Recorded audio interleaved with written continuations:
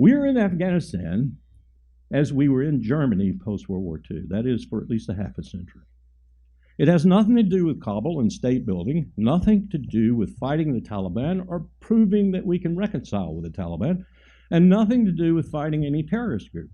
It has everything to do with three primary strategic objectives. And I really, as a military officer, as a professional, I don't necessarily object to these objectives, but I believe the American people probably ought to be told about them, and there ought to be a debate as to whether or not they want to spend their money on these objectives. First objective is to be in the place that Donald Rumsfeld discovered was the most difficult country in the world to get military power into in 2001, and take my word for it, it is.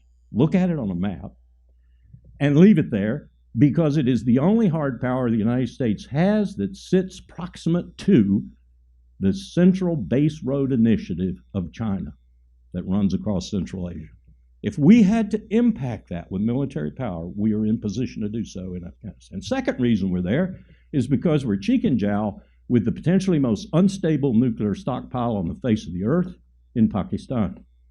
We want to be able to leap on that stockpile and stabilize it if necessary. And the third reason we're there is because there are 20 million Uyghurs, and if the CIA has to mount an operation using those Uyghurs, as Erdogan has done in Turkey against Assad, there are 20,000 of them in Idlib in Syria right now.